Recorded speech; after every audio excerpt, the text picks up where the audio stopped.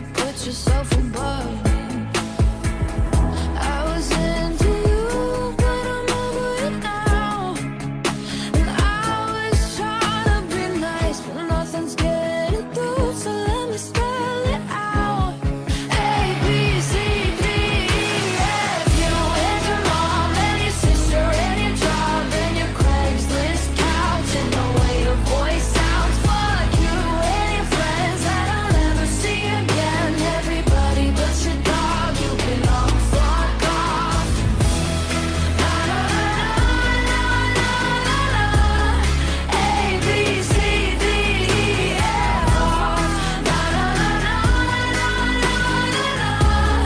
A, B, C, D, E, F. You and your mom and your sister and your job and your broke ass car, and that's what you call art. Fuck you and your friends that I'll never see again. Everybody but your dog, you can all fuck off.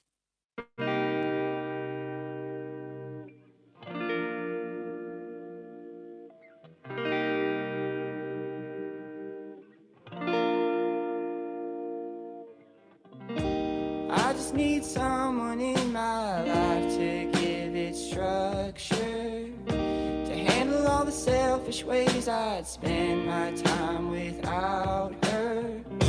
You're everything I want, but I can't deal with all your lovers. You're saying I'm the one, but it's your actions that speak louder. Giving me love and you are down and need another. I've gotta get away and let you go. I've gotta get over. But I love you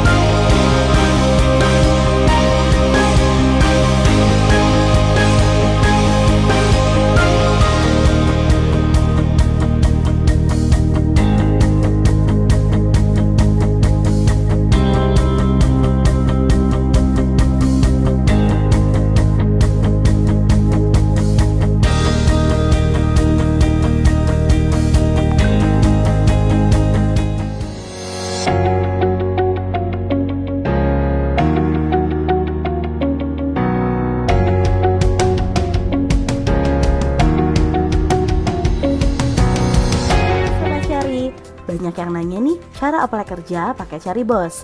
Nih, aku kasih tahu tutorialnya. Pertama, daftar dan isi data diri kamu di profile ya.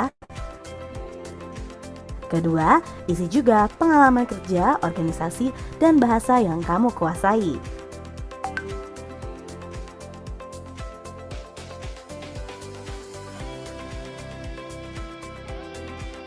Ketiga, setelah kamu save, jangan lupa verifikasi dulu.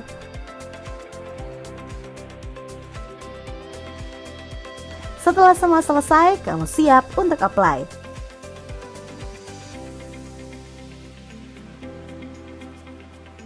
Dan jangan lupa follow up CV kamu pakai fitur chat bos ya.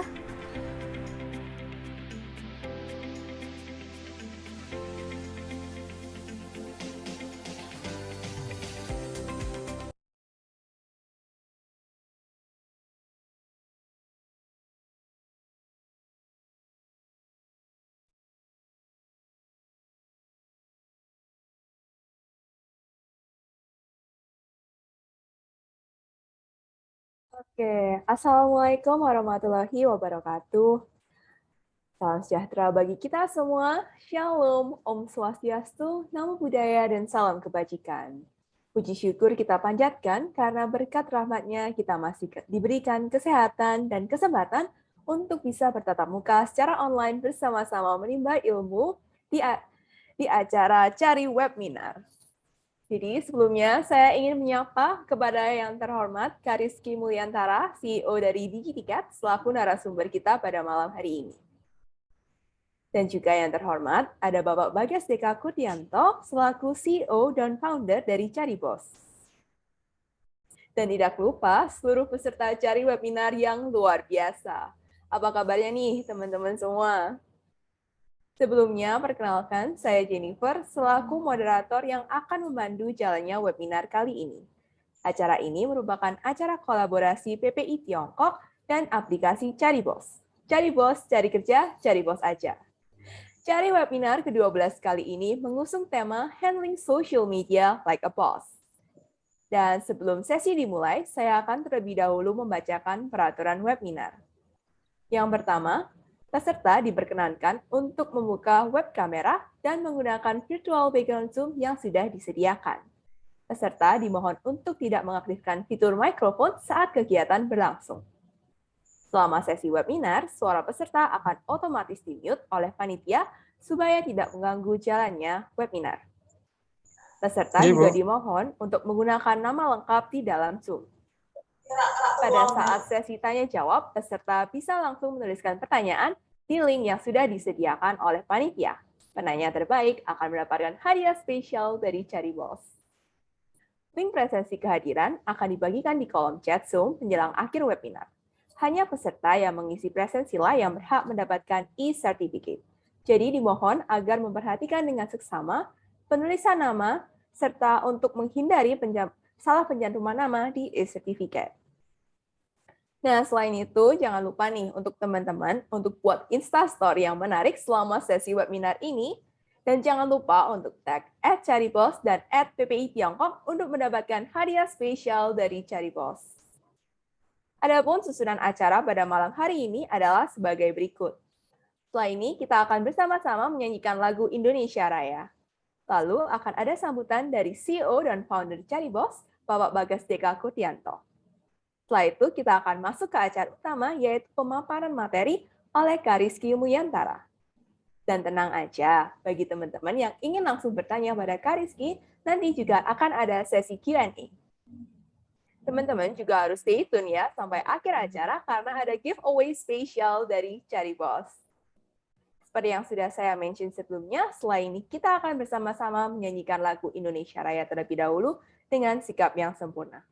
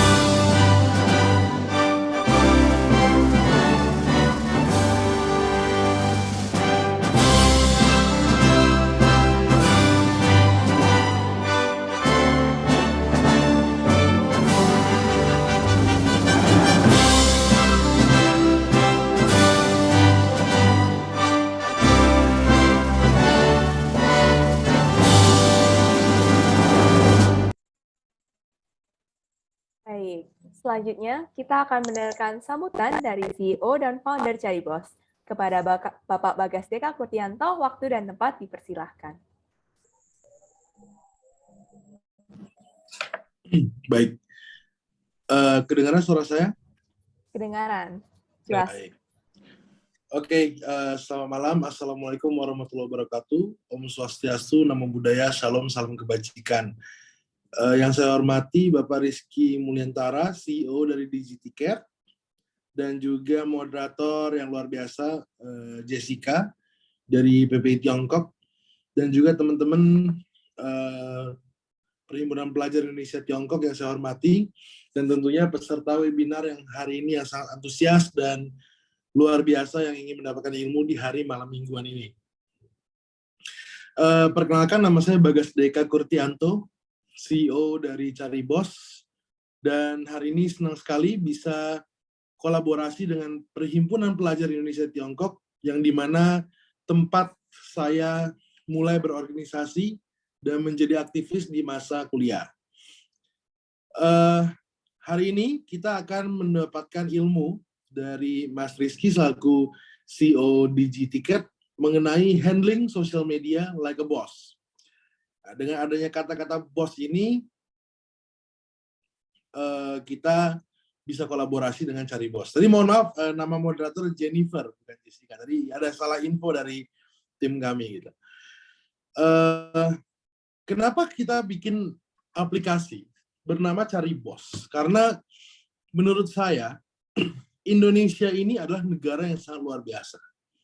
Kita memiliki SDM yang pintar, open-minded, dan juga kekinian. Tetapi, kadang-kadang negara kita ini sangat minimal adanya akses untuk teman-teman mencari kerja. Sehingga kesannya SDM-nya itu tidak tersalurkan dengan baik. Adanya keluhan seperti ini, akhirnya saya bertemu dengan Pak Menteri BKPM.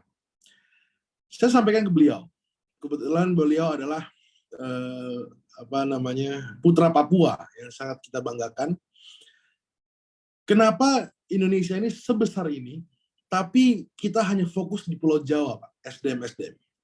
Karena banyak sekali kendala, akses di luar Pulau Jawa tidak bisa dapat diprioritaskan.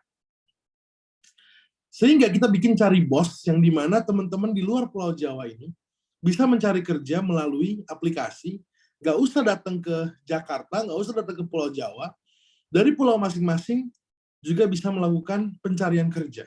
Dan juga ke depannya, Caribos akan membuka fitur seperti video call dan juga conference call, jadi kita bisa interview via daring. Jadi slogan kita adalah cari kerja, cari bosnya aja. Jadi jangan cari calo gitu, cari kerja ya cari bosnya langsung gitu. Itu harapan kita ke depannya.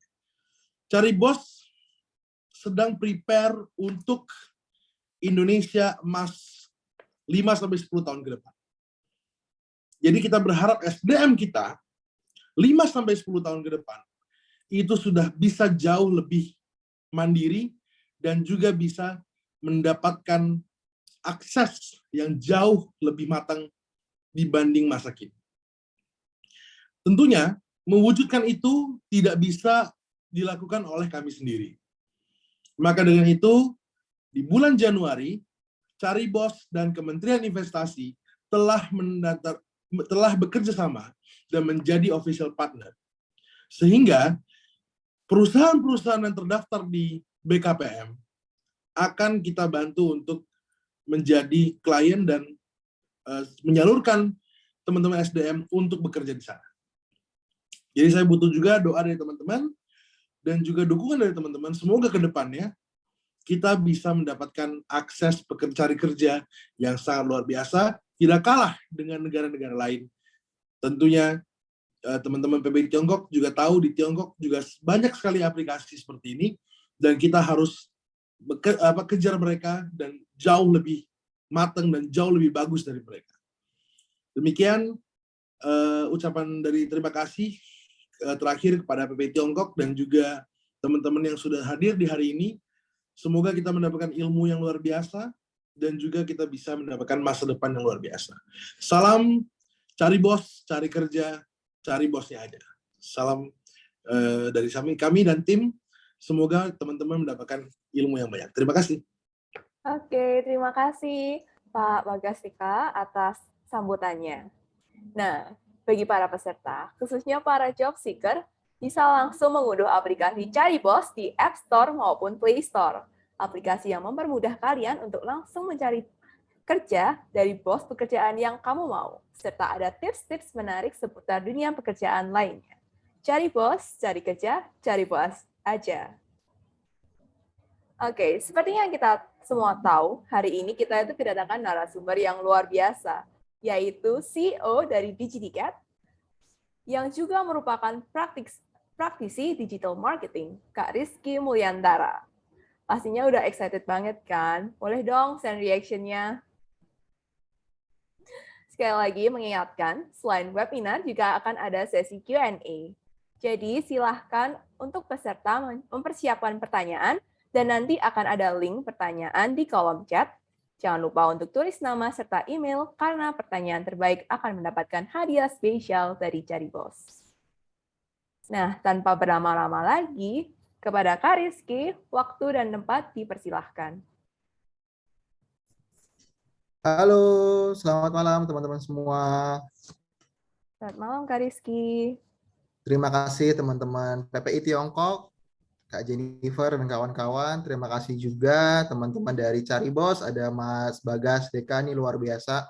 Anak muda yang sudah banyak berkontribusi sepertinya ya, apalagi sudah kerjasama dengan Kementerian Investasi untuk bantu teman-teman banyak, mungkin teman-teman kita di luar sana yang kesusahan untuk cari kerja atau mungkin di link and match kan dengan keahlian yang mereka miliki dengan berbagai macam perusahaan ataupun dengan berbagai macam instansi yang cocok. Nah, terima kasih untuk waktunya teman-teman juga di malam ini. Kita akan sharing sedikit gitu ya, nanti ngobrol santai aja juga, diskusi santai terkait bagaimana sih caranya handling sosial media. Nah, sebelum masuk ke materi itu, izinkan saya untuk, tadi sudah dikenalkan sedikit, nama saya Rizky Mulyantara. Saat ini saya kelola 2 perusahaan saya sendiri, yaitu pertama bergerak di bidang pariwisata dengan nama brand DigiTicket, satu lagi perusahaan agensi digital, di mana saya aktif menjadi praktisi dan juga konsultan digital marketing di beberapa brand nasional di Indonesia seperti GoTo, Gojek, Tokopedia, dan beberapa teman-teman lain, termasuk juga beberapa instansi pemerintahan seperti Bank Indonesia dan kawan-kawannya seperti itu. Nah, sejak tahun 2016 kami aktif juga bantu teman-teman UMKM, terutama di daerah Jawa Tengah. Saat ini kita sudah membina lebih dari 10.000 teman-teman UMKM di daerah Jawa Tengah dan juga sekitarnya untuk go digital, di mana kami bantu untuk meningkatkan pendapatannya atau penjualannya secara digital. Nah, lanjut ke materi yang ingin kita bahas pada malam ini. Sebelum masuk ke sosial media, saya ingin sharing sedikit. Bagaimana sih tren digital marketing terkini setelah terutama pandemi menyerang di Indonesia terlebih gitu ya. Apalagi mungkin di negara-negara Asia Tenggara juga mengalami hal yang serupa. Karena banyak sekali pola-pola marketing, sosial media juga berubah setelah adanya pandemi ini. Banyak aktivitas yang semula mungkin sudah nyaman, sudah berhasil gitu ya secara skema, tiba-tiba dengan adanya pandemi yang menyerang, tiba-tiba semuanya berubah total seperti itu. Nah, pertama, tren yang bergeser di platform online adalah local search teman-teman semua. Sebelum pandemi mungkin banyak sekali teman-teman yang menemukan berbagai macam produk, terutama di marketplace adalah produk-produk unggulan ya, produk-produk yang paling banyak dibeli atau mungkin ratingnya paling tinggi atau mungkin jumlah penjualannya paling banyak gitu misalnya. Nah, setelah pandemi ini ternyata trennya sedikit bergeser. Kalau teman-teman searching produk gitu ya, terutama di marketplace, entah itu Shopee, Tokopedia, dan kawan-kawannya, sekarang itu bergeser ke produk-produk yang lebih dekat dengan alamat kita. Jadi toko-toko online yang akan muncul direferensikan sama masing-masing platform itu bukan lagi toko-toko yang paling laris atau toko-toko yang paling bagus reviewnya atau ratingnya. tapi adalah toko-toko yang paling dekat dengan lokasi teman-teman semua di alamat masing-masing platformnya. Makanya selama pandemi ini, platform-platform yang bekerja sama dengan pengiriman instan kayak GoSend, Grab Express, Borso kalau di Indonesia atau Paxel gitu ya, itu naiknya sangat drastis. Kenapa? Ini juga jadi salah satu tren pembelian digital juga, terutama di Indonesia, yang bergeser. Kalau sebelum pandemi, customer online di Indonesia itu akan memburu barang-barang yang paling murah, gratis ongkir, diskon, cashback. Mereka akan mencari barang-barang meskipun lokasinya jauh, yang penting harganya paling murah. Nah, setelah pandemi ternyata tren ini bergeser. Orang sekarang di Indonesia apalagi nggak melulu selalu nyari yang paling murah. Mereka justru sekarang trennya bergeser nyari barang yang paling dekat. Kalau bisa hari ini juga dikirim. Kalau bisa bahkan instan. Begitu saya order, saya transfer, langsung barangnya dikirim sama toko, langsung menuju ke tempat saya di dalam satu kota misalnya. Tren ini sebenarnya sudah terjadi sebelum pandemi di luar negeri. Kalau teman-teman mungkin di Tiongkok atau mungkin di Amerika, kalau teman-teman pernah pakai jasanya Amazon itu ya, Amazon itu berlomba-lomba sebelum pandemi itu bukan mempermurah produknya, memberikan diskon, enggak, tapi mempercepat delivery-nya. Makanya ada Amazon Now. Jadi sekarang bukan Amazon Lite atau Amazon apa yang gratis gitu ya, tapi Amazon Now. Jadi customer bergeser ke produk-produk yang bisa dikirim lebih cepat dan juga transaksinya bisa selesai lebih cepat. Ini jadi saling menguntungkan. Makanya salah satu marketplace di Indonesia yang cukup besar juga merger dengan salah satu delivery sistem yang besar juga di Indonesia. Bukan tanpa alasan, karena memang mereka mengikuti juga perubahan trennya. Sekarang banyak sekali skema promo, skema voucher, customer dimanjakan agar mereka bisa pilih toko yang lebih dekat dan bisa langsung dikirimkan hari itu juga. Ini berimbas apa? Ke transaksinya yang jauh lebih cepat. Kalau sebelumnya mungkin dikirim dari luar kota, baru sampai 3-4 hari. Akhirnya transaksinya juga baru selesai 4-5 hari. Sedangkan kalau instant delivery, jam itu juga dikirim, hari itu juga transaksinya sudah selesai dan bisa dipancing ke transaksi lebih baru lagi. Nah, setelah local search apalagi Mas yang lagi ngetren setelah pandemi? Yang kedua adalah artificial intelligence, di mana semenjak pandemi banyak sekali perusahaan yang bergeser gitu ya, di mana mereka mengalokasikan dananya, terutama dana marketingnya, untuk beberapa platform terutama yang berkait dengan AI. Entah itu bentuknya chatbot, speech recognition, dan macam-macamnya. Ke depan mungkin kalau teman-teman di luar negeri mungkin sudah ngalami ya, kalau teman-teman telepon customer service, kadang yang jawab bukan orang yang standby, tapi yang jawab sudah AI. Dia sudah bisa di treatment, kalau ada orang tanya option A, jawabnya apa. Tanya B, jawabnya apa. Nah ini ke depan juga lagi marak di Indonesia juga. Beberapa operator seluler ternama di Indonesia sudah mulai bergerak ke arah sana.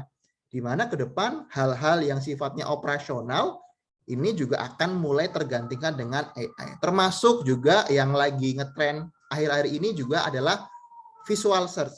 Kalau dulu mungkin orang mau cari barang gitu ya, dia harus ngetik panci, dia harus ngetik magicom, dia harus ngetik sepatu gitu misalnya. Sekarang trennya udah bergeser. Kalau teman-teman di luar negeri juga mungkin sudah mengalami ya, di mana teman-teman tinggal pointing kamera aja ke salah satu benda gitu ya, entah itu sepatu, entah itu pakaian yang ada brandnya atau yang ada mereknya, teman-teman bisa langsung dapat referensi. Ini tipe sepatu apa, mereknya apa, bisa beli di mana. Ketika saya ke Amerika ini sudah bisa dijalankan dengan sangat smooth gitu ya. Jadi tinggal saya pointing aja, ini mobil merek apa, keluaran tahun berapa, itu semua sudah bisa dicari. Nah ini yang nanti terintegrasi dengan beberapa marketplace besar di Indonesia juga. Di mana sekarang trennya nggak harus ngetik ya, tinggal open cam, pointing ke benda-bendanya, entah itu lampu, beberapa objek yang bahkan mungkin rumit kayak pakaian, itu juga sudah mulai bisa dicari secara visual. Terus yang ketiga adalah interaktif konten. Nah, interaktif konten ini kaitannya dengan sosial media. Banyak sekali brand, banyak sekali influencer juga yang berbondong-bondong untuk membuat konten yang sifatnya interaktif. Makanya mungkin selama teman-teman amati ya, selama pandemi ini banyak sekali brand-brand di sosial media, entah itu online shop, entah itu bahkan instansi sekalipun, mereka berlomba-lomba untuk bikin konten yang interaktif. Entah itu bentuknya pilih kiri atau kanan, geser kiri atau kanan, polling, tanya jawab, ask question gitu segala macamnya. Nah, itu ya satu hal yang orang itu di-deliver, customer itu di-deliver nggak cuma konten pasif, tapi juga dia bisa berinteraksi dengan brand tersebut, sehingga efeknya apa? Makin dekat. Bahkan dengan maraknya metaverse di Indonesia beberapa bulan terakhir yang sempat viral, semua kalangan hampir tahu gitu ya, NFT dan segala macamnya, ini juga jadi makin berkembang. Ke depan mungkin orang berbelanja nggak perlu ke toko lagi, mereka tinggal mungkin lihat di metaverse, mereka bisa masuk ke tokonya secara virtual, mereka bisa pakai avatarnya untuk preview fashion, preview mungkin berbagai macam produk, sehingga nanti tinggal dipilih, check out, barangnya akan dikirimkan ke rumah masing-masing seperti itu.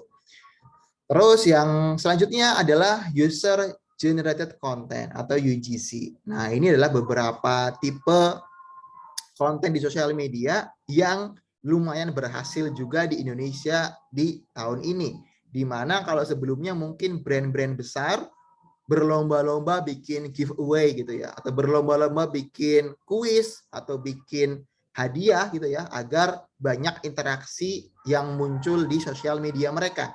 Nah, sekarang sedikit bergeser. Kenapa? Yang semula mungkin cuma giveaway dengan tulis di kolom komentar atau mungkin repost atau mungkin cuma sekedar story gitu ya, ini di deliver lebih lanjut lagi, sehingga setiap brand berlomba-lomba bikin konten yang memancing orang lain, memancing followersnya untuk ikutan bikin konten marketing terkait dengan brand tersebut.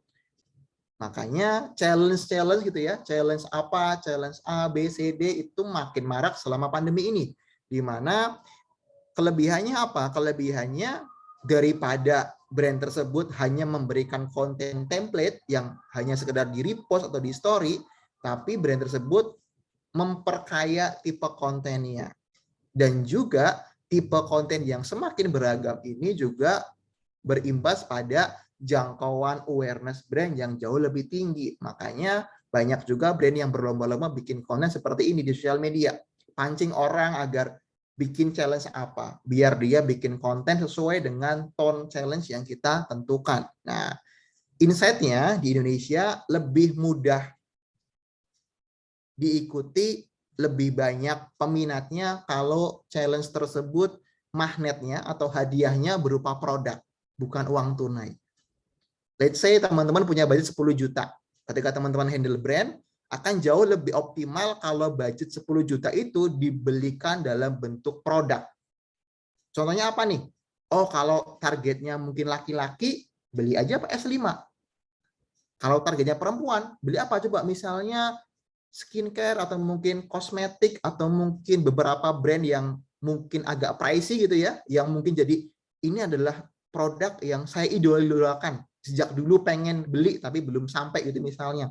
Nah, itu jauh lebih kena ke customer atau followers di Indonesia daripada teman-teman hadiahnya 10 juta, hadiahnya 5 juta. Itu kurang kena di Indonesia. Makanya insight-nya teman-teman kalau mau bikin skema seperti ini lebih kena kalau itu bentuknya adalah produk atau barang yang dijadikan sebagai magnet. Terus yang terakhir adalah omni channel marketing. Nah, ini juga berkaitan dengan sosial media, di mana saat ini beberapa platform besar di Indonesia juga mulai berbondong-bondong mengkonekkan offline store dengan online store, di mana offline store ini nggak cuma dijadikan sebagai titik atau mungkin poin orang untuk bisa beli barangnya, tapi juga memaksimalkan layanan yang mereka bisa jual. Bayangin kalau dulu saya jualan di Tokopedia, saya jualan fashion misalnya, saya jualan pakaian, ya saya cuma bisa jualan pakaian. Tapi sekarang ketika saya listing toko di Tokopedia atau di Shopee atau mungkin di Bukalapak, sekarang saya bisa juga jualan listrik, jualan pulsa, bahkan bayar asuransi, bayar pajak, dan segala macamnya. Semua servisnya bisa ikut kita jual secara utuh. Makanya ketika teman-teman nanti mengelola suatu bisnis atau bikin bisnis gitu ya, jangan lupa untuk mengkonekkan jadi omnichannel ini. Sehingga baik itu toko offline ataupun toko online, semua senada dan juga syukur-syukur bisa memperkaya servis atau jasa yang teman-teman bisa jual ke customer. Sehingga jadi one stop solution atau one stop shopping center gitu ya ke teman-teman semua. Terus juga terakhir yang lagi tren di Indonesia juga adalah social commerce. Mungkin kalau teman-teman di Amerika atau di Singapura bahkan mungkin ada di Tiongkok, teman-teman juga mungkin sudah pernah mengalami ya. Kalau di Tiongkok mungkin nggak ada Instagram, nggak ada Facebook. Tapi kalau di negara-negara lain, Facebook, Instagram, bahkan sekarang TikTok juga sudah ada fitur shop. Kalau dulu Instagram cuma katalog gitu ya, kita ngasih katalog, nyematin link website gitu ya. Kalau orang mau check out, dilempar ke Tokopedia atau dilempar ke website kita sendiri gitu ya. Kalau sekarang trennya adalah nanti ke depan orang bisa langsung check out di sosial medianya. Entah itu di Instagram, entah di Facebook, nggak perlu dilempar lagi ke website marketplace atau mungkin website di luar. Ini sudah diimplementasikan duluan bahkan sama TikTok. Menurut saya ini Instagram kecolongan juga di Indonesia karena telat masuk. Akhirnya TikTok duluan nih masuk fitur TikTok Shop di mana teman-teman ketika lihat produk di TikTok, teman-teman langsung bisa check out di aplikasi TikTok-nya. Nggak perlu loncat aplikasi lagi, nggak perlu install aplikasi tambahan, tinggal isi aja data dirinya, segala macamnya, alamatnya, payment-nya mau pilih apa, semua bisa langsung check out di platform sosial media tersebut. Makanya ke depan teman-teman yang berkecimpung di dunia sosial media, siap-siap teman-teman akan menghadapi serangan social commerce ini. Di mana brand sekarang berlomba-lomba untuk memperbesar akun sosial medianya dan memperbesar traffic transaksinya langsung dari sosial media tersebut. Tidak dilempar ke website lain atau mungkin di platform yang lain. Seperti itu. Nah, terus insight-nya apa sih Mas? Skills yang kita bisa kuasain atau kita bisa pelajarin untuk nanti persiapan kalau kita mau bermain di ranah digital marketing khususnya sosial media. Kita rangkum jadi 4. Pertama digital strategis, terus yang ketiga social media strategis, yang ketiga content writer, yang keempat atau terakhir adalah paid ad specialist. Yang pertama kita masuk dulu ke digital strategis, di mana keahlian ini adalah teman-teman harus bisa set bagaimana ketika suatu brand tersebut akan membuat suatu kampanye digital. Dari mulai gimana kalau kita bisa men-trigger customer yang mungkin belum pernah tahu brand kita, apa yang harus kita lakukan di tahap awareness. Kalau customer yang sudah tahu harus kita apain lagi nih kampanyenya, karena akan berbeda-beda. Nah, kemampuan teman-teman untuk menyusun funneling skema seperti yang digambar ini akan sangat berpengaruh ke tadi itu, kapabilitas teman-teman semua. Apakah teman-teman bisa dianggap layak sebagai seorang social media manager atau bahkan seorang digital marketing manager gitu misalnya. Karena ini kemampuan di level manajerial, teman-teman harus bisa set, oh ini kalau kita mau running kampanye ini targetnya apa, berapa orang yang lihat. Oh kalau udah dilihat ngapain, di-trigger lagi, biar apa beli. Kalau udah beli, di-trigger lagi biar apa, biar dia bisa beli lebih sering atau lebih banyak. Makanya skemanya akan berbeda-beda. Terus yang kedua adalah sosial media strategis. Ini juga lagi banyak dicari berbagai macam brand ataupun usaha saat ini. Di mana nggak cuma mikirin seminggu ini atau sebulan ini mau posting konten apa aja. Tapi juga mikirin gimana caranya akun sosial media sebuah brand tersebut bisa bertumbuh dari orang yang lihat kontennya ataupun jumlah followersnya yang makin bertambah. Nah, ini yang nanti akan diukur juga, terutama berapa orang yang dijangkau atau reach dan juga berapa orang yang berinteraksi dengan konten sosial medianya atau engagement rate-nya berapa sih kalau teman-teman mini sosial media. Karena itu ada 2 faktor yang akan diukur terus. Nggak melulu harus banyak-banyakan followers. Sekarang itu banyak-banyakan engagement. Nggak peduli berapa puluh ribu, ratus ribu, atau bahkan berapa juta followersnya, kalau engagement-nya sedikit juga percuma. Teman-teman mau posting apapun juga nggak akan kena. Terus yang ketiga adalah content writer. Ini yang jadi dalam tanda kutip makhluk langka di Indonesia. Karena content writer ini nggak cuma sekedar menyusun caption, nggak cuma menyusun narasi cerita, tapi juga dia harus bisa mendeliver pesan dari suatu brand atau suatu produk. Sehingga seorang content writer yang bagus pasti akan berbeda dengan content writer yang mungkin baru memulai. Kalau baru memulai biasanya lebih ke hard selling. Nampilin keunggulan produknya, nampilin fiturnya, nampilin diskon segala macam. Tapi content writer yang bagus bisa merangkai kalimat, merangkai kata yang dia secara nggak langsung eksplisit ada iklannya di situ nyempil. Nah, teman-teman nanti kalau mau belajar coba cari beberapa konten-konten di Gojek atau mungkin konten-konten di platform e-commerce gitu ya, yang dia halus sekarang. Kampanyenya juga halus. Nggak berlomba-lomba lagi, kita paling cepat, kita paling murah, kita nomor 1. Enggak sekarang. Modelnya lebih halus. Terus yang terakhir adalah paid ad specialist. Ini adalah kemampuan yang di akhir akan dibutuhkan teman-teman kalau mengelola sosial media. Udah bikin plan konten yang banyak, udah engagement-nya tinggi. PR-nya adalah gimana memberi stimulus lebih. Yang sehari mungkin cuma dilihat 1.000 orang, sekarang dilihat 100.000 orang. 1 juta orang misalnya. Gimana caranya biar lebih cepat larinya? Nah, makanya teman-teman perlu belajar gimana caranya iklan di platform digital. Entah itu Google Ads, Facebook Ads, Instagram Ads, dan juga yang terakhir mungkin TikTok Ads. Nah, teman-teman tinggal pelajarin. Tutorialnya banyak sekali di luar sana. Tinggal teman-teman pilih dulu. Kalau mau mengget market dari pencarian Google, ya pakai Google Ads atau YouTube Ads misalnya. Kalau mau nge-get customer dari sosial media, ya tinggal pakai aja. Mau pakai Instagram Ads, Facebook Ads, atau TikTok Ads. Menyesuaikan platform yang teman-teman mau sasar. Begitu dari saya, kita lanjutkan ke sesi diskusi. Silahkan barangkali teman-teman ada yang mau didiskusikan. Saya kembalikan ke moderator. Terima kasih. Baik, terima kasih Kak Rizky atas materinya. Mungkin sebelum kita masuk ke Q&A, mau tanya-tanya sedikit nih kepada Kak Ya. Rizky. Apa sih yang membuat Kak Rizky ini berinisiatif menggunakan media sosial untuk menjadi sarana promosi dari bisnis kakak?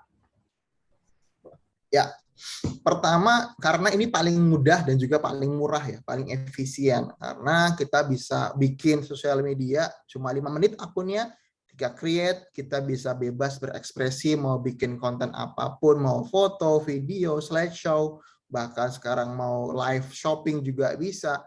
Itu adalah satu platform yang menurut saya paling mudah dan juga paling efisien kalau teman-teman baru mau memulai mengenalkan suatu brand atau suatu produk kayak gitu. Oke, jadi udah paling mudah, paling efisien. Berarti apakah itu berarti media sosial ini menjadi channel marketing yang paling penting nih untuk sebuah bisnis, Kak? Ya, kalau dibilang paling penting sebenarnya tergantung dari produk ataupun services yang dijual gitu ya. Karena masing-masing produk pasti punya pangsa customer atau segmen customer tersendiri kayak gitu. Contohnya kalau teman-teman jualan produk fisik kayak mungkin pakaian atau mungkin barang fisik gitu ya, yang customernya adalah retail, belinya satuan, itu mungkin akan sangat cepat, sangat mudah naik di sosial media. Karena tinggal kita bikin konten yang bisa jangkau lebih banyak orang, makin banyak orang yang tahu, makin besar potensi orang untuk beli. Tapi kalau mungkin produknya spesifik, misalnya kayak saya jualan jasa ticketing system gitu misalnya, atau jualan jasa social media management, itu mungkin perlu treatment lebih lanjut karena nggak semudah itu. Karena sosial media kan sifatnya kita menyodorkan produk ke orang yang bahkan nggak nyari produknya. Nah, kalau teman-teman produknya sangat kecil ceruknya, misalnya kayak tadi spesifik jasa ticketing system, nggak semua orang butuh gitu kan. Nah, gimana caranya nemuin kolam tersendiri? Nah, itu nanti perlu treatment sendiri. Tapi kalau produk-produk yang umum, produk retail itu sangat mudah dan juga selama ini pengalaman saya paling efisien pakai sosial media. Kalau itu produknya B2C kayak gitu. Kalau untuk B2C tersendiri, Kak, biasanya kalau Kak Rizky nih, tujuan utama atau goals apa sih yang selalu ditekankan pada saat mengelola media sosial untuk perusahaan, terutama B2C ya? Ya, kalau produknya B2C, jelas saya akan bikin funnel ya. Funnel pertama dari orang, berapa banyak orang yang tahu dulu deh. Awareness-nya berapa dulu. Jangkauannya berapa orang dulu. Dari berapa banyak orang yang tahu itu, berapa yang terkonversi menjadi interest. Entah itu dia like, entah itu dia komen, atau entah dia mungkin tanya-tanya produknya gitu ya. Dari yang interest itu, berapa banyak orang yang terkonversi lagi jadi penjualan atau closing. Yang udah tanya-tanya, yang udah komen, diprospek lagi, dibikin skema marketing lagi, biar dia ke-trigger untuk beli. Setelah beli, kita juga prospek lagi, udah pernah beli nih, di data-datanya segala macamnya, teman-teman ke-trigger lagi, di-trigger untuk beli lebih banyak, atau beli lebih sering. Makanya setiap funnel ini pasti akan berbeda skema promonya. Contohnya kalau teman-teman buka sosial media, teman-teman mungkin pernah scroll produk di Tokopedia atau mungkin scroll produk di beberapa marketplace gitu ya. Teman-teman cuma like atau cuma taruh produknya di keranjang. Nggak teman-teman beli, nggak teman-teman check out. Tiba-tiba besoknya atau mungkin setelah nutup marketplace-nya, teman-teman buka sosial media kayak Instagram atau mungkin TikTok, kok tiba-tiba muncul ya produk yang sudah pernah saya lihat sebelumnya. Warnanya sama, jenisnya sama, nama produknya sama. Itu namanya dengan data analitik yang dipegang sama masing-masing platform. Begitupun dengan Digiticket. Jadi setiap kali interaksi customer di platform kita, entah itu di website ataupun aplikasi, kita akan tangkap. Oh, Jennifer nih pernah landing ke website kita jam 12 siang. Dia lihatnya apa? Oh, dia scroll produk A, B, C, D. Kita tangkap tuh datanya. Data itu yang kita setor ke platform sosial media. Entah itu ke Facebook, entah itu ke TikTok, entah itu ke Instagram, tolong munculin dong link produk yang pernah dilihat sama Jennifer. Ketika Jennifer login di sosial media, Jennifer scroll berandanya, langsung ketemu tuh. Ini loh, ini kan yang pernah kamu lihat sebelumnya, warnanya ini kan, ukurannya ini kan, ditembak terus, disodorin terus sampai Jennifer check out produknya baru ganti. Itulah kenapa transaksi di sosial media terkonversi ke marketplace sangat tinggi. Karena apa? Secara nggak langsung kita itu di-deliver terus, disodorin terus. Ini kan kamu pernah lihat gaun ini kan, pernah lihat sepatu ini kan, warnanya sama kan. Ayo kapan mau check out? Dimunculin terus sampai check out. Kayak gitu. Oke, aku kerasa banget sih kalau yang itu kayak sering kali masih di shopping cart tiba-tiba muncul ads-nya di Instagram. Nah, kalau misalnya selain diversifikasi di funnel marketing sendiri, gimana sih cara kita untuk nentuin campaign, durasi campaign, dan juga platform yang tepat untuk yang cocok untuk marketing perusahaannya kita ini? Terutama untuk teman-teman yang baru memulai, apa sih channel yang paling tepat untuk mereka?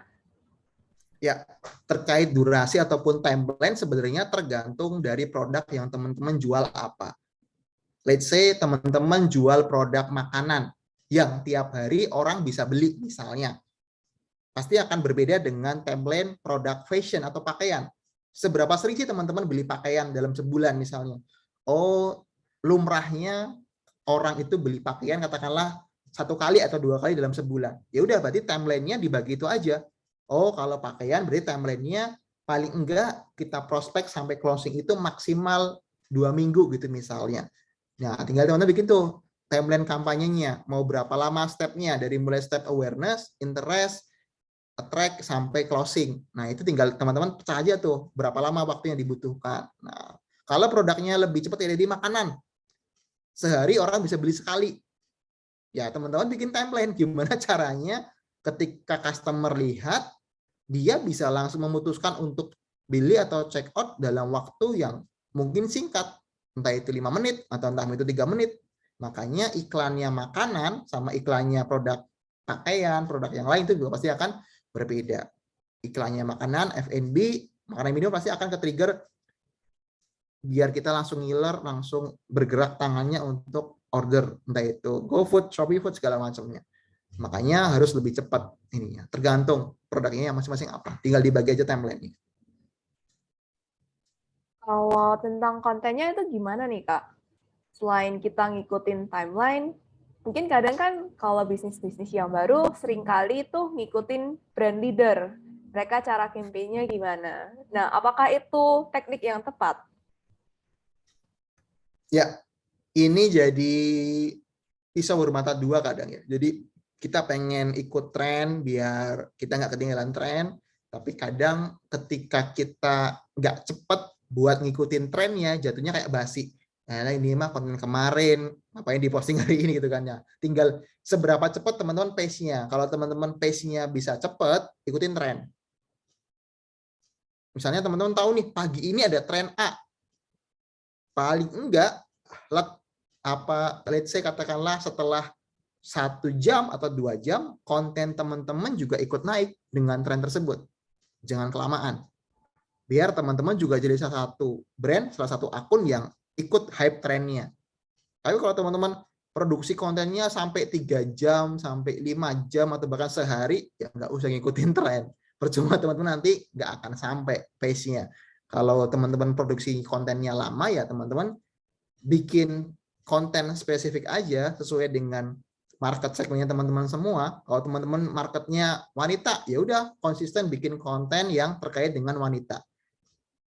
Segala macamnya, entah itu mungkin insekuritas, entah itu mungkin emansipasi dan segala macamnya. Ya udah fokus ke situ aja dulu terus. Biar orang tuh begitu lihat sosial medianya, oh ini tahu ini sosial media akun apa, jualannya apa, concernnya kemana, kayak gitu. Menyesuaikan kepada target market yang emang kita tuju gitu ya, Kak ya? Betul. Terus Kak, ini mungkin ini jadi pertanyaan yang sering kali dibingungin, cuman kita itu kadang malu-malu nih kalau ngomongin tentang masalah uang. Nah, gimana sih cara kita ngatur budget yang pas untuk dialokasikan nih ke tiap campaign yang mau kita lakuin? Ya, ini tinggal teman-teman breakdown aja dengan total budget yang teman-teman miliki. Biasanya, karena saya biasanya pasti funneling ya, step funneling itu. Untuk dapat perhatian calon customer di tahap awareness, saya biasanya spend sekitar 25% dari total budget. Kalau teman-teman mau influencer, mau kolaborasi, mau endorse, mau paid promote, mau ngiklan, yaudah 25%. Total budgetnya untuk nge-trigger orang biar tahu dulu deh dengan produk atau brandnya. 25% lagi saya akan trigger dalam bentuk misalnya voucher diskon, potongan harga, gratis ongkir. Untuk apa? Menarik orang yang sudah sebelumnya tahu di tahap awareness, ke trigger untuk dia check out atau dia beli dulu untuk pertama kalinya.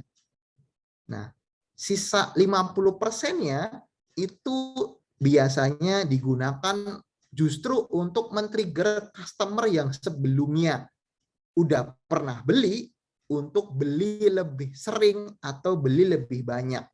Contoh simpel, kalau teman-teman tahu Tupperware gitu ya, produk sejuta ibu-ibu gitu kan, hampir semua ibu-ibu di Indonesia pasti punya produknya. Itu gampang. Kalau ibu beli satu produk ini harganya 150.000. Tapi kalau ibu ikut member dengan cuma bayar 100.000 rupiah, ibu nanti dapat diskon 50%. Atau kalau ibu beli the whole package ini, 12 pack, ibu akan dapat diskon 70% loh. Bayangin berapa banyak penghematan yang ibu keluarkan. Yang semula mungkin cuma mau spend 150.000, dia akhirnya spend 1.500.000 kayak gitu. Nah, itu cara sebenarnya yang budget paling besar harusnya kita alokasikan untuk orang-orang yang udah tahu, yang udah pernah beli produknya, itu kita tembak terus karena itu terbukti. Kita nggak usah ngejelasin produknya dari A sampai Z, udah pernah nyobain produknya, kita tembak aja gimana caranya dia beli lebih sering atau beli lebih banyak kayak gitu. Oke, mungkin satu pertanyaan lagi nih sebelum kita pindah ke sesi Q&A ya, Kak Rizky. Kalau pandangan Kak Rizky sendiri nih tentang masa depan marketing, terutama digital marketing melalui media sosial itu seperti apa sih? Ya, menurut saya sendiri setelah pandemi ada gitu ya, justru malah makin terbukti gitu ya. Banyak sekali brand yang berbondong-bondong untuk migrasi dari marketing offline ke marketing digital. Makanya selama pandemi ini justru malah tren pencarian marketing digital makin banyak. Sosial media strategis, sosial media manajemen, digital marketing agency, digital marketing management ini tumbuh sangat pesat karena alokasi-alokasi dari masing-masing perusahaan untuk marketing offline itu nggak bisa dijalankan. Akhirnya mereka bermigrasi ke digital marketing. Nah, ke depan tinggal teman-teman kalau mau berkutat di dunia ini, teman-teman harus sering-sering update info, update tren terkini, update algoritma. Biar teman-teman bisa terus keep in touch dengan pace-nya. Jangan sampai teman-teman menggunakan treatment 2 tahun lalu sekarang. Makanya nggak cocok. Kita harus sering-sering belajar, sering-sering update. Karena prospeknya saya rasa sangat bagus.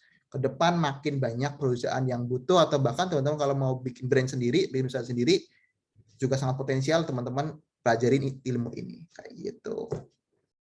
Oke, terima kasih banyak Kak Rizky atas materi dan info-info yang sudah berikan kepada kita. Jadi teman-teman, kan selama pandemi ini banyak kegiatan bisnis yang berubah, termasuk juga digital marketing. Seperti semenjak pandemi, efektivitas, kecepatan menjadi hal utama yang emang dikejar oleh para customer yang sering berbelanja online. Teknologi seperti AI ataupun visual search juga menjadi hal-hal esensial yang harus dimiliki oleh pembisnis online. Oleh karena itu, bisnis sekarang saling bersaing untuk memberikan konten-konten menarik untuk mengundang customer-customer baru. Dan hal-hal ini tentu juga lah yang membuka job opportunity baru untuk kita. Oleh karena itu, memiliki kemampuan digital marketing akan sangat membantu teman-teman, terutama yang sedang mencari pekerjaan, agar akan cepat landing pekerjaan yang diinginkan. Oke. Dan telah tibalah kita di sesi Q&A. Jadi bagi para peserta yang masih ingin bertanya, silakan untuk menuliskan pertanyaan melalui link yang tersedia di kolom chat. Jangan lupa untuk tulis nama serta email, karena pertanyaan terbaik akan mendapatkan hadiah spesial dari Caribos. Dan sebelum itu, yuk teman-teman dimohon untuk membuka kamera, karena kita akan foto bersama terlebih dahulu. Dimohon bantuan dari tim IT. Baik, terima kasih operator. Untuk sebelum kita melakukan sesi foto, alangkah baiknya semua teman-teman mengaktifkan kamera. Jadi kita tunggu dulu teman-teman yang lain untuk mengaktifkan kameranya ya. Oke, baik, cukup sudah ada yang mengaktifkan kamera. Kita langsung saja. Saya hitung dari 3, 2, 1. Oke, sekali lagi ya. 3, 2, 1. Baik, saya kembalikan ke moderator. Baik, terima kasih tim IT. Sambil menunggu teman-teman yang masih menuliskan pertanyaan, boleh yuk kita tonton terlebih dahulu video teaser dari Caribos.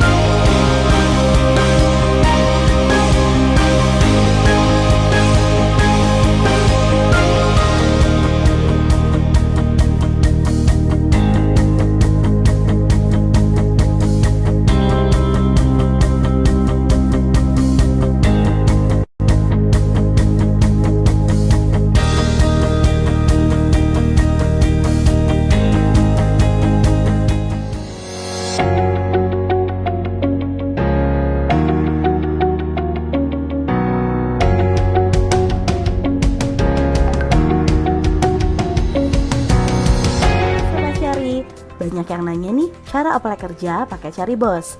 Nih aku kasih tahu tutorialnya. Pertama, daftar dan isi data diri kamu di profile ya. Kedua, isi juga pengalaman kerja, organisasi, dan bahasa yang kamu kuasai.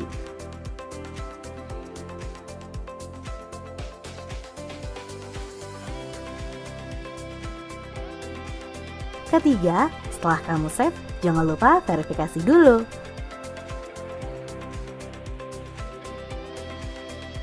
Setelah semua selesai, kamu siap untuk apply.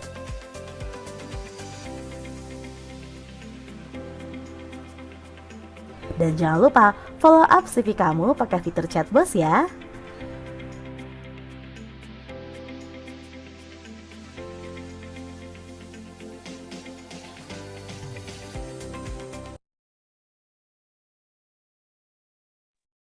Oke, di sini udah ada beberapa pertanyaan dari teman-teman. Yang pertama ada dari Joe Santos. Bagaimana sih cara kita untuk meyakinkan customer agar bisa repeat order lagi dengan menggunakan media digital? Apakah ada tips juga untuk mengelola sosial media dengan efektif?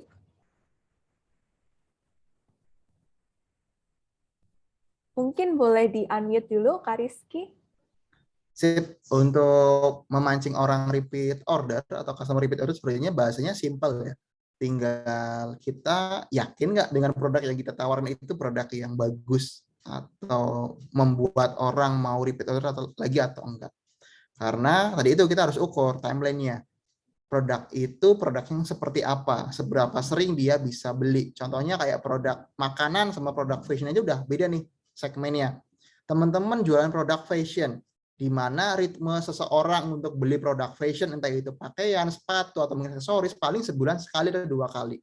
Teman-teman mau trigger tiap hari, tiap jam, teman-teman mau telepon juga orang nggak akan kepancing, karena emang ya dia lumrahnya beli itu di ritme tertentu gitu kan. Tapi kalau teman-teman punya produk atau punya jasa yang hampir tiap hari teman-teman bisa trigger untuk repeat order, kayak misalnya makanan, minuman, atau mungkin apalagi jasa yang lain segala macamnya, pulsa misalnya, atau mungkin apa yang teman-teman bisa lakukan.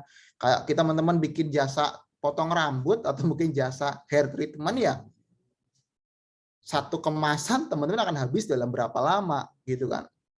Tinggal teman-teman ukur aja. Nah, di situ tinggal teman-teman set kampanye atau set campaign yang itu memancing orang untuk beli lebih banyak atau lebih sering. Tadi itu, entah itu beli lebih banyak, dikasih potongan lebih banyak, atau mungkin skema kampanye dengan refill gitu ya, kayak beberapa produk kecantikan gitu kan. Kalau teman-teman membawa kemasan sebelumnya di refill akan jauh lebih murah misalnya.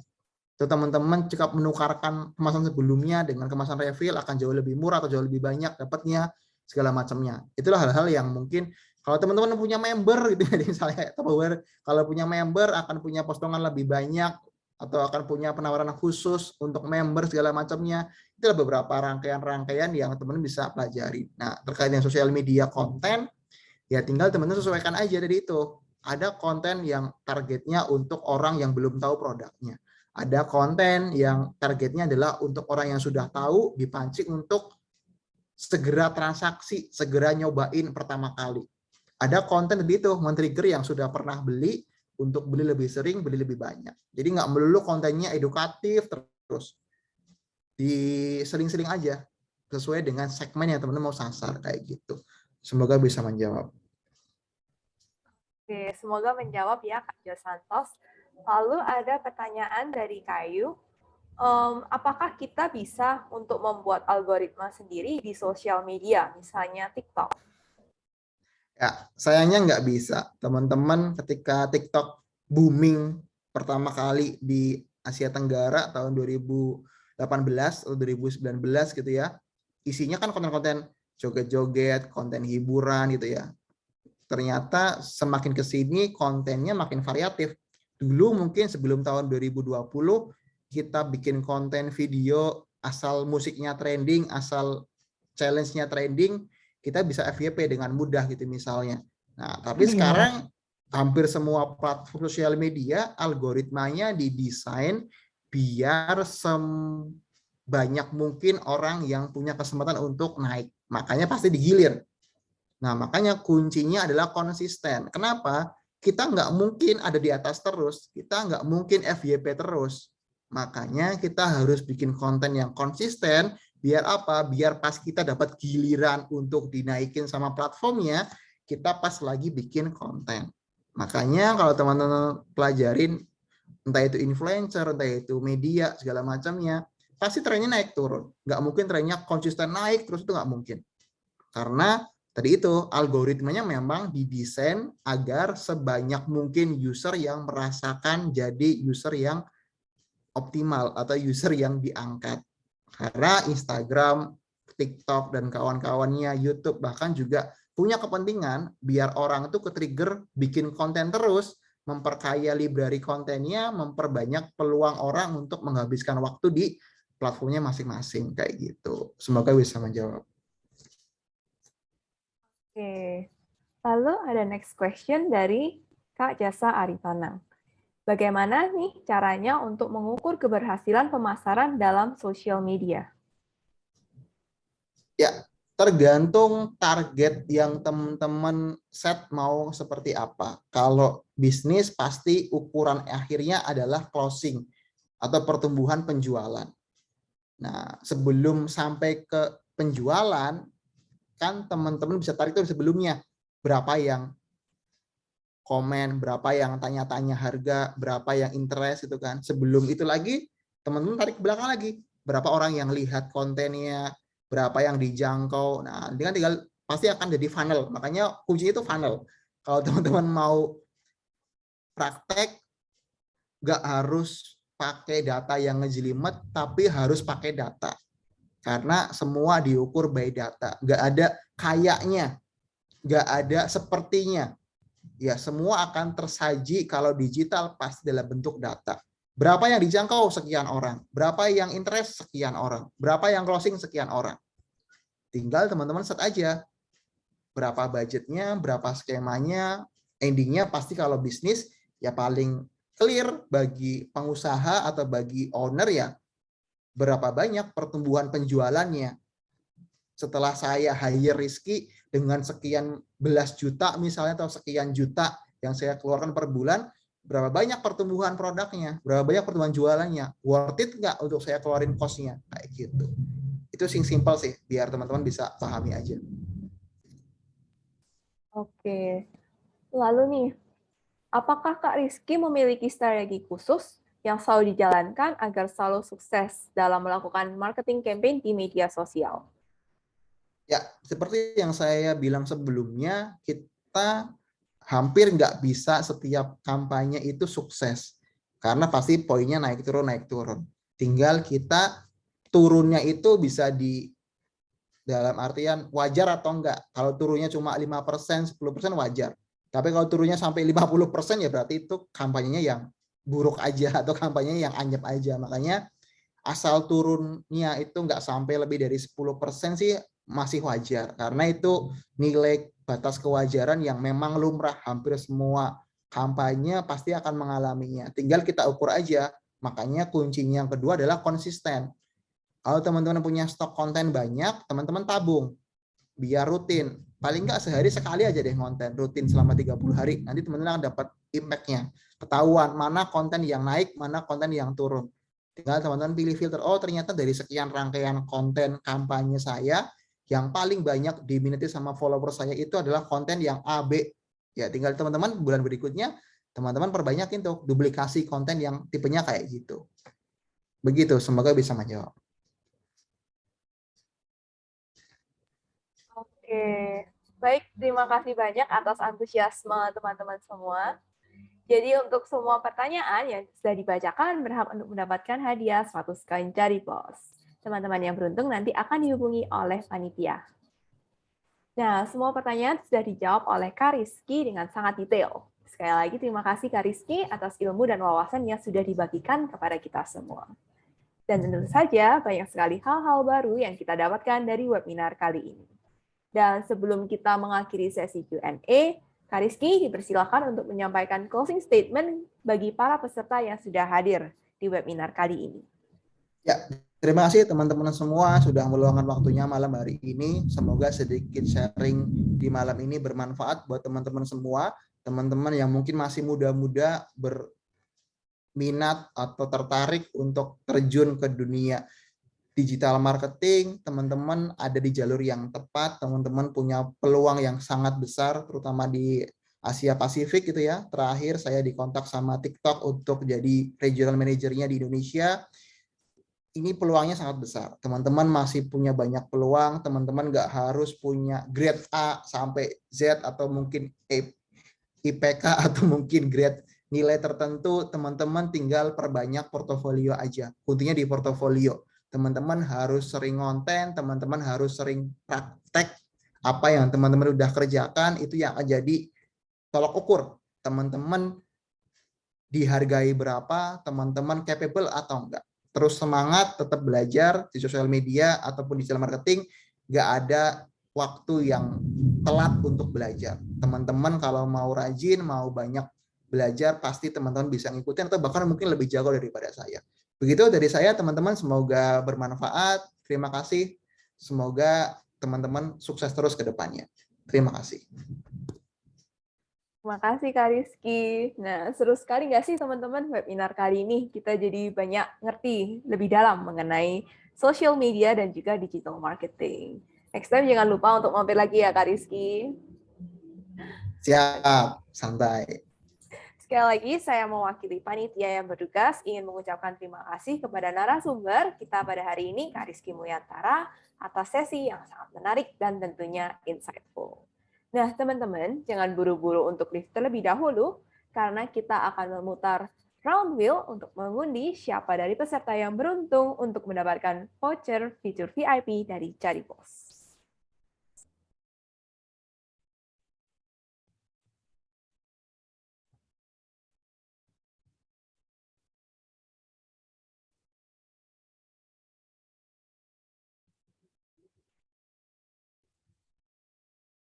Oke, apakah ini sudah diputar?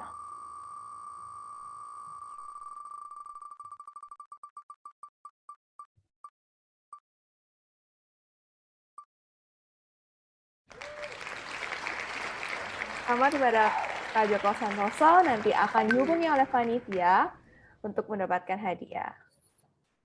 Nah, nggak disadari, sekarang udah selesai acara webinar kali ini.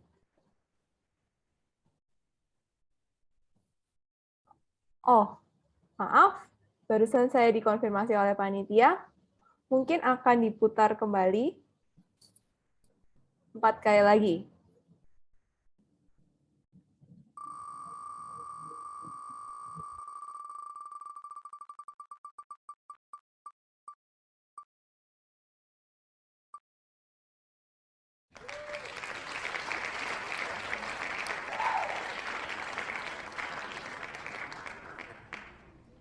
Pemenang selanjutnya ada Kak Catherine, boleh diputar kembali.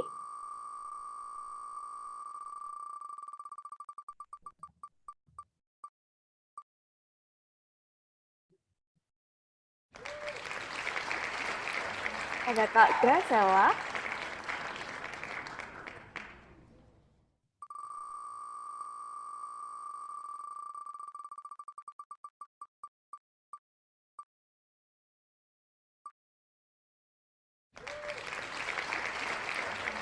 Ada Kak Mario.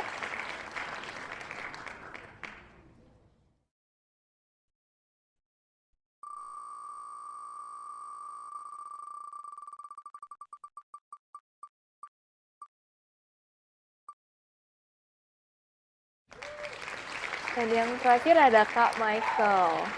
Selamat kepada 5 pemenang yang beruntung. Nanti akan ada panitia yang akan menghubungi para pemenang. Nah, nggak disadari, selesai sudah acara cari webinar kita kali ini. Saya mewakili panitia ingin mengucapkan terima kasih sebesar-besarnya kepada narasumber, serta seluruh pihak yang telah membantu dalam pelaksanaan webinar kali ini sehingga berlangsung dengan lancar. Dan juga tidak lupa untuk para peserta yang telah menyimak acara dari awal hingga akhir.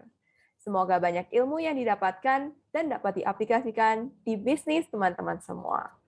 Jangan lupa untuk stay tune di Instagram @caribos untuk pengumuman pemenang giveaway ya. Sekali lagi saya mewakili panitia yang bertugas menyampaikan mohon maaf apabila ada salah kata dan perbuatan. Sampai jumpa di acara Cari Webinar berikutnya. Akhir kata, terima kasih dan wassalamualaikum warahmatullahi wabarakatuh.